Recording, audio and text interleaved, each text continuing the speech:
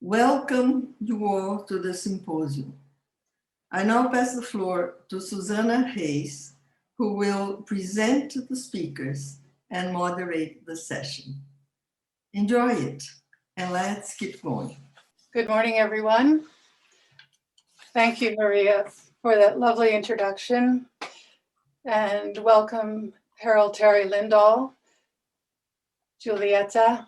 I'll start right in with my introduction of Jennifer Gidley, who is in Australia and not able to join us directly. Today is the second day of our Trans Embodiment of Being session. My name is Susana Reis. I am an artist and educator based in Santa Fe, New Mexico. I want to thank the Congress leadership committees. I'd also like to say much thanks to Entropy Institute for their support during this past year. Our symposium today is titled The Future of Education. Our first presenter will be Dr. Jennifer Gidley from Sydney, Australia, a pre-recorded video. Dr. Jennifer Gidley's talk title is Educational Futures, Transdisciplinary Pedagogies of Love, Life, Wisdom, and Voice. Hello, I'm Jennifer Gidley and I'm speaking to you today from Australia about educational futures, the transdisciplinary pedagogies of love, life, wisdom and voice. I'm thrilled to be speaking at the World Congress on Transdisciplinarity, and I want to thank Susana and all the organisers for enabling me to be present and participating in this amazing Congress. I've been a futures researcher for over 20 years and was honoured this year to be included in the Forbes list of the world's top 50 women futurists. For 8 years I was president of the World Future Studies Federation, which is a UNESCO partner and the global peak body for future scholars across 60 countries. The Federation was founded in Paris in 1973 by some of the 20th century's leading futures thinkers. The purpose was to democratise futures thinking. As president, I was privileged to work with many of the world's foremost future scholars. And during this time, I led the creation of UNESCO-funded leadership programs designed to empower young people in a range of developing countries. I draw on my work as an international futurist, but also on my 40 years' experience as a psychologist, educator, and academic. My Oxford book, The Future, A Very Short Introduction, is a great companion volume. So my presentation will take about 40 minutes. I have a PowerPoint which is probably more dense and full than I'll be able to say in the 40 minutes. So I'll be providing you with the PowerPoint. So if I skip over things, don't worry, you'll have a copy later. So let's go. Educational Futures and Evolution of Consciousness, the Relationship. I'm going to read a brief quote from my book, Postformal Education. The evolution of human culture, and with it human consciousness, is intimately interwoven with the development of speech, language and writing. All of this has over millennia been part of the enculturation of children, which later became known as education. The factory model of education is obsolete. Interestingly, the model of education that's been going on for the last couple of hundred years, which more or less came out of the British Industrial Revolution, was not the first form of universal education. The first form of universal education was developed in Germany, and it was really based on a view of human beings which was very full and rich and evolving, and it was inspired by the work of the German idealists and romantic philosophers who had a concept of evolution of consciousness, and the education that Humboldt and others developed to be universal education was about developing the whole person, educating the whole human being, Bildung model, which was hijacked by the factory approach of the British Industrial Revolution. That model was imported to America, and now we're importing that same factory model to many other parts of the world, and it's all about training for jobs. And as futurists, we know that the jobs you train people for today certainly won't be there in 20 years' time. So I'm a very big advocate of transforming education so that it's probably more closely resembling the original Bildung model developed a couple of hundred years ago than what we have today. One advantage of the change in the UN's development goals is that the Millennium Development Goals, the MDGs, were focused on the quantity, getting children in school. But then they realised that quality was important as well. So the Sustainable Development Goals now are more about quality, not just numbers on seats. So today we're going to be speaking about, firstly, the evidence for the evolution of consciousness. I'll cover this briefly, but you can look at the details later. Secondly, I'll look at two streams of the evolution of consciousness: cultural history and developmental psychology. Thirdly, I'll focus on these transdisciplinary pedagogies of love, life, wisdom and voice, and how they relate to the evolution of consciousness. And finally, I'll focus on embodying these core values and helping you to do so to meet the 21st century challenges. So evidence for the evolution of consciousness can be found all across the 20th century. I did some research on what I called the megatrends of the mind in 2010, and I've published a piece called Globally Scanning for Megatrends of the Mind, Potential Futures of Futures Thinking, published in Futures. It discusses a number of changes that we've seen. Firstly, evolution within scholarly disciplines. All of the major disciplines, science, philosophy, education and psychology, have all evolved quite dramatically over the last 100 years. Secondly, evolution is moving beyond disciplinary boundaries. We're seeing expanding disciplinary boundaries through interdisciplinary studies, cross-disciplinary and transdisciplinary research, hence this amazing global conference on transdisciplinarity that we're all taking part in for over a 12-month period. We see expanding concepts of time, such as big history, macrohistory, and future studies. And we have expanding concepts of space, from outer space to inner space, and planetary consciousness. Thirdly, there are evolutionary concepts now that theorize paradigm change. These are adult developmental psychology, cultural history, and cultural evolution, and of course the evolution of consciousness discourse itself. We'll focus a little more on these in the next section. Fourthly, there are transversal concepts that meta-cohere new knowledge. These three I focus on are integral studies, which tends to emphasize the crisis in worldview, the need for paradigm change, and to promote integral thinking both individually and culturally. Secondly, postformal psychology includes 40 years of empirical and theoretical research, largely in the USA, on higher stages of reasoning, and is now growing in Europe and Australia and elsewhere. Thirdly, planetary consciousness, the third transversal evolutionary concept, emphasizes the urgency of transnational collaboration around our planetary crises: ecological, politico-economic and socio-cultural. So to summarize the evidence for the evolution of consciousness, all the scholarly disciplines are evolving. Transdisciplinarity is growing, concepts of time and space are expanding. Evolution of consciousness is expressed through cultural history and adult developmental psychology, particularly postformal psychology. And new knowledge can be cohered through postformal, integral and planetary studies. I'm now going to look at the two streams of evolution of consciousness, or the two faces of evolution of consciousness. These are integral culture, the new emerging culture of our era, and postformal psychology, higher cognition, that developmental psychologists call postformal reasoning. So firstly, looking at cultural evolution. Humans have evolved culturally over millennia, not in a linear way, lockstep, complexly and recursively, but we're reaching a time where we are facing and integrating or embracing integral culture. In the 18th century in Europe, German idealists such as Goethe, Schelling and many others were already writing about the evolution of consciousness. Schelling was writing about conscious evolution, which we hear about today. But in 19th century Europe, the whole discourse on evolution was hijacked by Darwinism, which became a scientific approach and biological approach to evolution. In early 20th century Europe, Rudolf Steiner was writing about evolution of consciousness from 1904, and Sri Aurobindo in India from 1914. Pierre Teilhard de Chardin and Jean Gebser and many others were beginning to focus on these various concepts of evolution of consciousness. From the mid-20th to 21st century, in a global context, we now have our contemporaries, integral theorists such as Ken Wilber, adult developmental psychologists such as Jan Sinnott, transdisciplinary theorists such as Ervin Laszlo, and futures researchers and psychologists such as myself have all been writing about evolution of consciousness in the last 20 to 50 years. So we'll focus a little now on Jean Gebser's cultural evolution.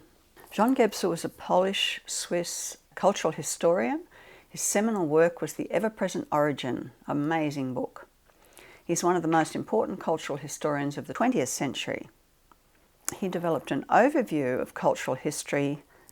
He didn't talk about evolution. He spoke about mutating structures of consciousness over time. He focused on archaic consciousness in prehistory, magic consciousness in the Ice Age to the Agrarian Age, mythical consciousness from the Agrarian to 800 BCE, and mental rational mode of consciousness from around the time of the Greek philosophers and mathematicians to the Renaissance in 1500 CE. He then posited that integral consciousness began to emerge in around 1500 and that it's been continually emerging at the leading edge of society and culture among leading edge individuals until the present time and will continue long into the future. The most important thing we need to know from Gebser is that in the current cultural era, we are transitioning between the dominance of mental rational thinking or formal binary logic and the emergence of more complex creative and integrative logics or postformal logics. But to understand postformal psychology, we need to know about developmental psychology, and particularly the theories of Jean Piaget. So from the perspective of psychological development, Jean Piaget was also one of the most important psychologists of the 20th century. His seminal book, The Child's Construction of Reality, focused on 4 developmental stages in a child's life: sensory motor in the infant, pre-operational from 2 to 6 years, concrete operations from 7 to 12 years, and what he called formal operations from 12 to 18 years. However, Piaget basically stopped there, although he did in some of his later writings flag the possibility that reasoning went further. He didn't theorise or empirically research anything more than formal operations. But since the 70s, adult developmental psychologists, particularly beginning with the US, have recognised higher stages of reasoning, and they call this postformal reasoning or mature adult reasoning. The important thing to know about psychological development from Jean Piaget is that today, advanced individuals are in transition between the dominance of formal thinking or formal binary logic and the emergence of more complex, creative, integrative or postformal logics. I now want to introduce Professor of Psychology at Towson University in the US, Jan Sinnott. She's a very important adult developmental psychologist of the 20th and 21st century. Professor Sinnott wrote the book, The Development of Logic in Adulthood, Postformal Thought and Its Applications, and she wrote it in 1998. And she put forward, along with several other psychologists and theorists at the time, the concept of postformal reasoning, or sometimes called post-operational thinking or postformal logics. So it includes such qualities as complexity, creativity, paradox, reflexivity, relativism, spirituality, and wisdom. If we look now at an isomorphic parallel between Jean Gebser and Piaget and Sinnott, we see amazing parallels between the cultural history of Jean Gebser and the developmental psychology approaches of Piaget when we include the postformal psychologists positing postformal reasoning as well. And of course, Ken Wilber and Rudolf Steiner and others also integrated these cultural evolution and developmental psychology approaches in their work, and I do in mine as well. But now we'll go back to postformal reasoning. We're going to now look at evolution of consciousness from the perspective of postformal psychology. Postformal reasoning is the most widely used term to denote higher developmental stages beyond Piaget's formal operations. In my PhD research, I undertook to study the work of all the adult developmental psychologists and others working in that field. And there's a couple of dozen features, qualities, aspects that have been identified by these psychologists in their research that they identify with postformal reasoning or mature adult reasoning. What I did in my work was to cluster these couple of dozen qualities into 12 clusters, which I call postformal reasoning qualities. More about this can be found in my book, Postformal Education. So briefly identifying them here as complexity, creativity, dialogical reasoning, ecological reasoning, futures reasoning and higher purpose, and then imagination, integration, intuitive wisdom, language reflexivity, pluralism and reflexivity. What I continue to do in my PhD research was then look at the emerging alternative and innovative educational approaches in the late 20th and early 21st century, and identified what I called postformal pedagogies or evolutionary pedagogies. So I claimed the term postformal education, which had been previously used by Joe Kinchelow and Shirley Steinberg in their work, which was more about critical pedagogy, and identified all these educational approaches, which I called postformal educational approaches.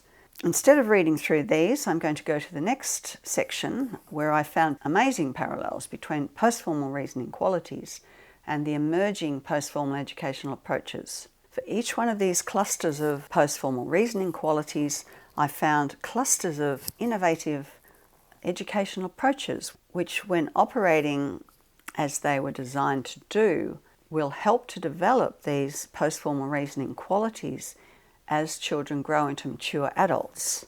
So you can study this chart later because I want to move on now and discuss these in more detail. So as part of my research, I also focused on these postformal reasoning qualities, and I found that out of those emerged 4 themes, evolutionary themes, and I named them love, life, wisdom, and voice. The theme of love was looking at qualities, postformal qualities, which focused on conscious, compassionate, and spiritual development. The life theme focused on mobile, organic, and life-enhancing thinking. The wisdom theme was focused on complexification in thinking and culture. And the voice theme focused on linguistic and paradigmatic boundary crossing, quite complex. Furthermore, when I looked at the postformal and evolutionary pedagogies, I found the same themes, the same evolutionary themes mapped onto those educational approaches. So I was able to create a chart looking at the educational approaches, these postformal pedagogies, and look at how they clustered around these 4 themes of love, life, wisdom, and voice. Of course, this is not an exact mapping or an exact reductionist scientific approach. These are clusters, and these are ways of looking at educational approaches, ways of looking at evolution of consciousness, which are resonating with each other and synchronizing with each other. So in our journey today, I'm now going to focus more directly on these transdisciplinary pedagogies of love, life, wisdom, and voice.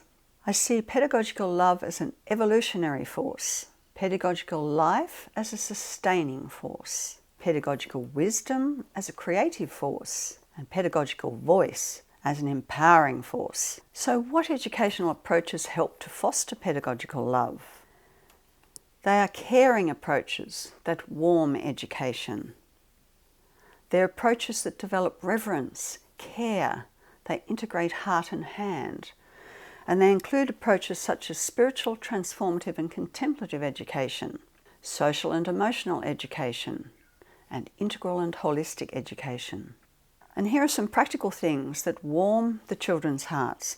Educators can acknowledge each individual child as a presence. They can connect authentically. You can nurture your children with beauty. You can develop community among your students.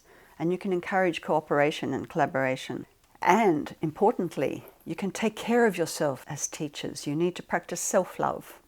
So grow your own wisdom and your own aesthetic development. Model practical love and respect. Focus on intangibles such as meditation. And importantly, inspire a love of learning. I've found that pedagogical love fosters the postformal qualities that are found in the theme that develops conscious, compassionate spiritual development. These are the postformal reasoning qualities of higher purpose, dialogical reasoning, valuing the other, and integration or holistic thinking. I'm now going to look at pedagogical life. What educational approaches help to foster this? Enlivening approaches that revitalise education. The educational approaches that we focus on within pedagogical life are imaginative education, ecological, environmental and sustainable education, and futuresome foresight education. There are practical ways to bring teaching to life. Firstly, develop your own imagination. Stretch yourselves. Use storytelling. Make it up, but make it relevant. We know that the image world, the media, the mass media, is full of a lot of negative images that young people are affected by, they're depressed by, they get a sense of hopelessness from the negativity in the media. So we need to focus on countering these negatives. You need to develop positive imagery for the young people, introduce them to positive things happening in the world. This is what we need to do to counter the negatives. Practical ways to enliven the curriculum: creative handwork. Creative, organic, out-of-the-box architecture helps them to think out of the box. Rhyme and rhythm, cycles of nature. Practice nature care, looking after gardens, growing vegetables, herbs, flowers. So if we develop pedagogical life in children, we will help them to develop mobile, life-enhancing thinking. So as adults, they will have imagination, they will have a sense of ecological reasoning and futures reasoning. Thirdly, pedagogical wisdom. How do we educate for this? We need to use multimodal approaches to create discernment among young people. Wisdom education is about creativity. It's multimodal, it's layered.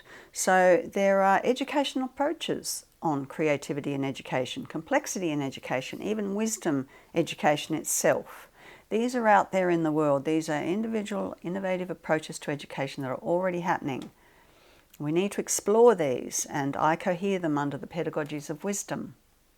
How to be multimodal in your education. It's the bedrock of wisdom. As a teacher myself, as an educator, I danced between subject and context so that the young people saw the interconnectedness between what they were learning and everything else. Conceptually, through imaginative thinking and vitality. Visually, through using pictures, diagrams, getting the children to create artistic activities. Imaginatively, through story, poem, song, dance, role play. Or experientially, through handwork, gardening, excursions, school camps.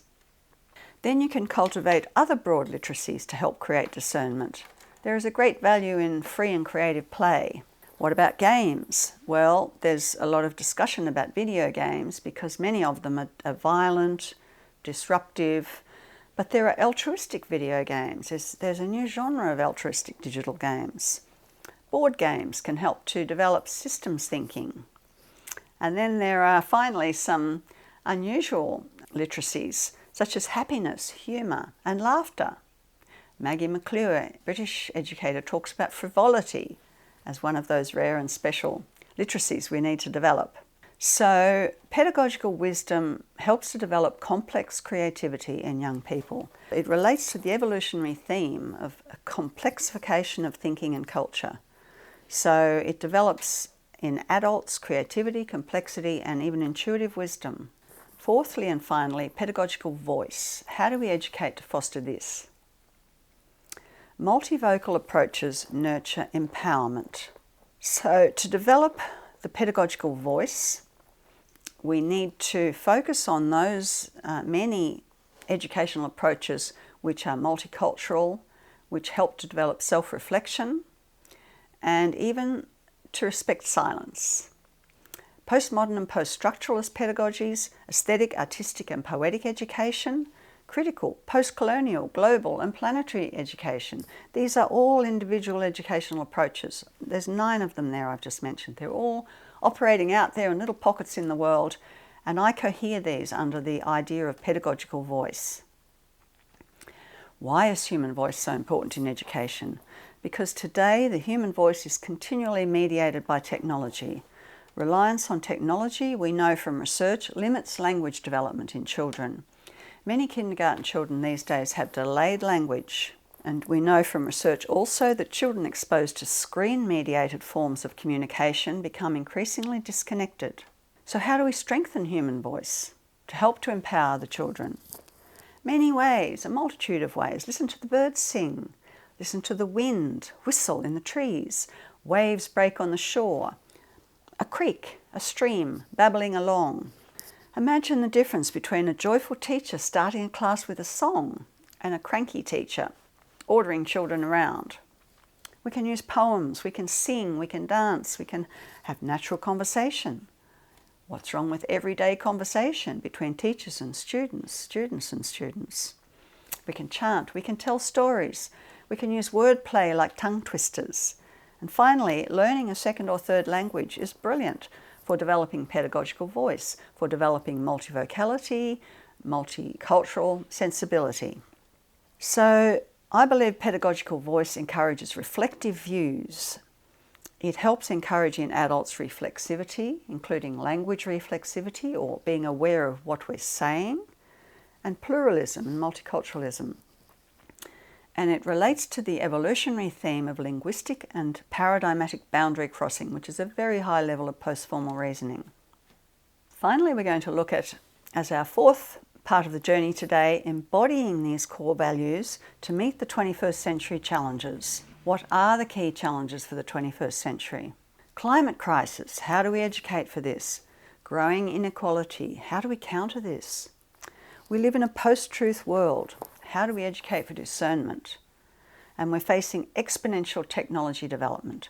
How do we keep it human with young people? To embody the core values to meet a 21st century challenge like climate crisis, how do we educate for this?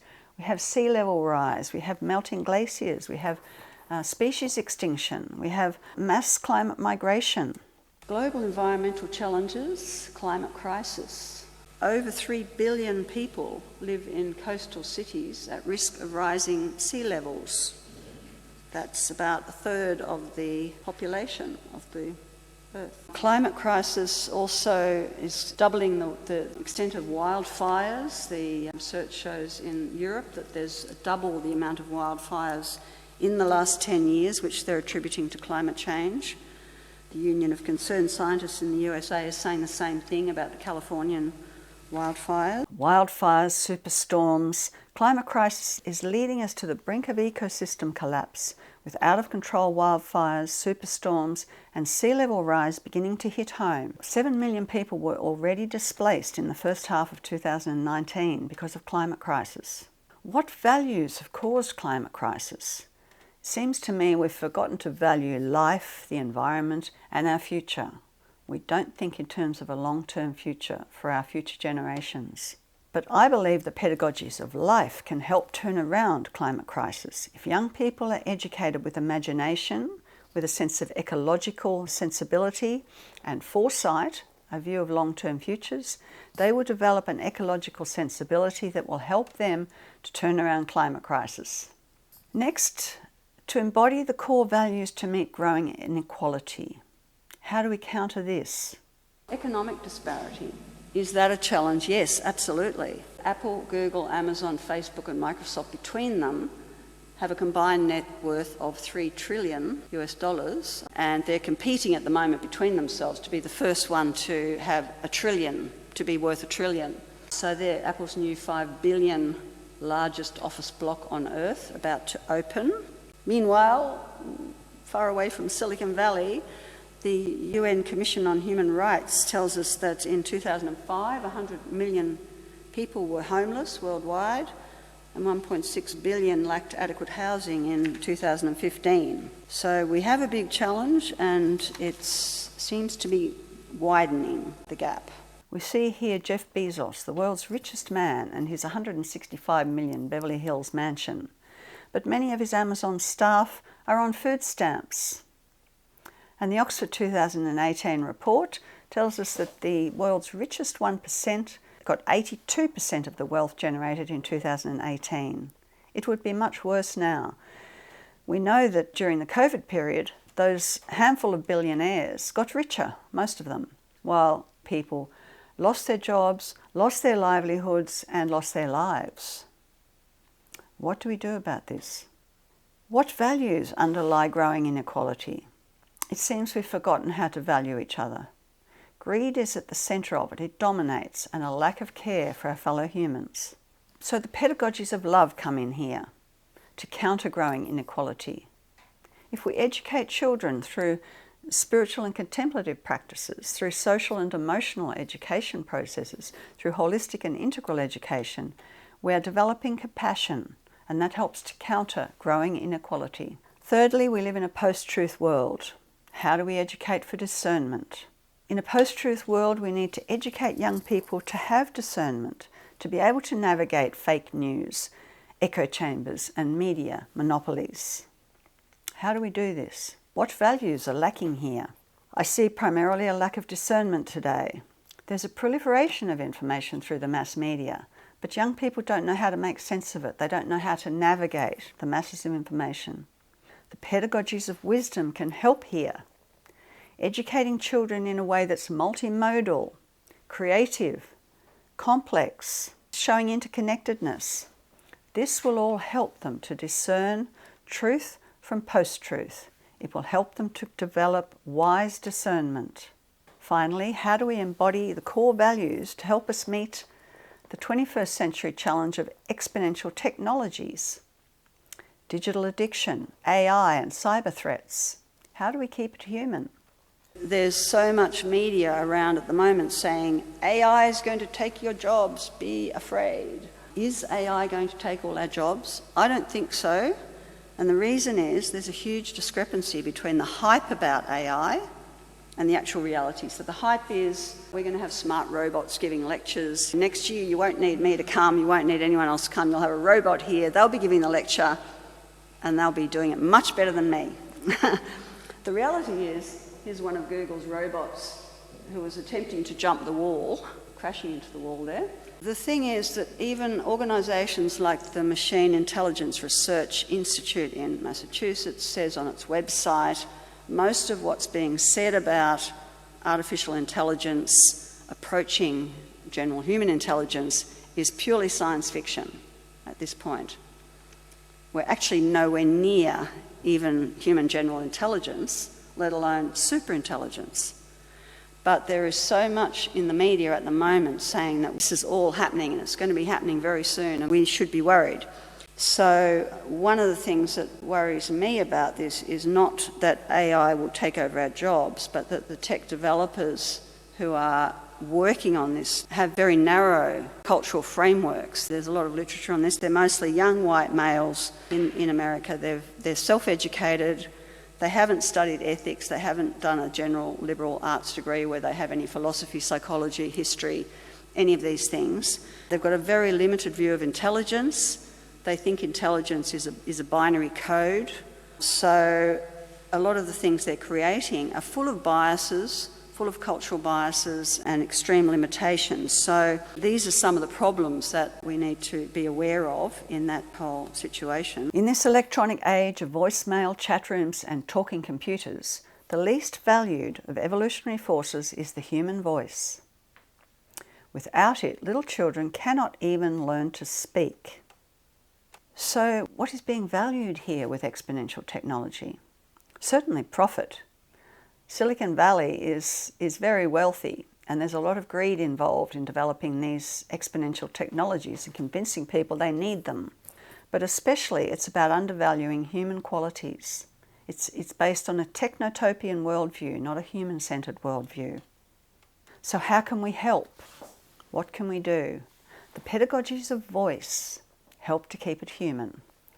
There's a whole range of them we spoke about before, postmodern and post-structuralist, aesthetic, artistic, poetic, critical and planetary, educational approaches, and finally lots of human voice.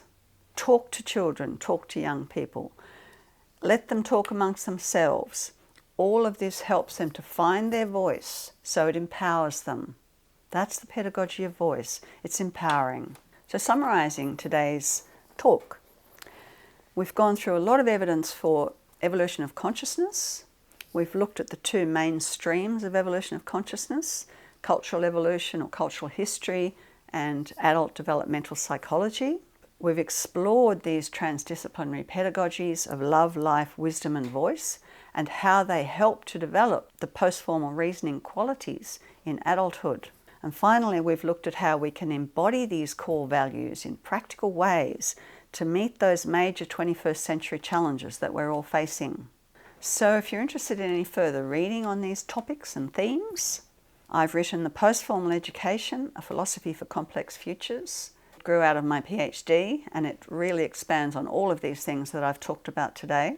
Also, my Oxford book, The Future, A Very Short Introduction, is looking at the many aspects of futures thinking, including 3,000 years of how humans have thought about the future, the evolution of the future studies field. I look at how we can compare and contrast technotopian exponential technology futures with human-centered futures, and how might they complement each other. And finally, I focus on the grand global futures challenges and what we can do about them to turn them around. Lastly, The Secret to Growing Brilliant Children is my book about Steiner education for the 21st century, drawing on my practical work as a Steiner educator and a lot of my academic work in contemporizing the best of Steiner education for the 21st century. So thank you so much for your time, and I hope you enjoyed watching and listening, and I hope you enjoy the rest of this amazing Transdisciplinary Congress. Thank you.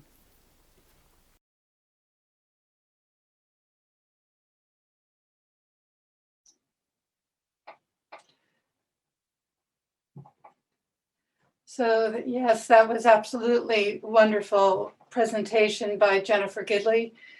And she is anything but a robot, even though we've had to bring her in by pre-recorded video.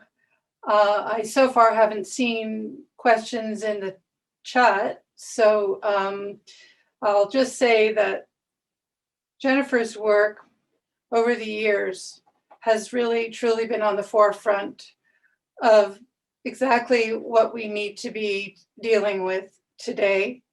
And her heart and head have been asking questions, which we now understand is the complexity of what we need to be focused on.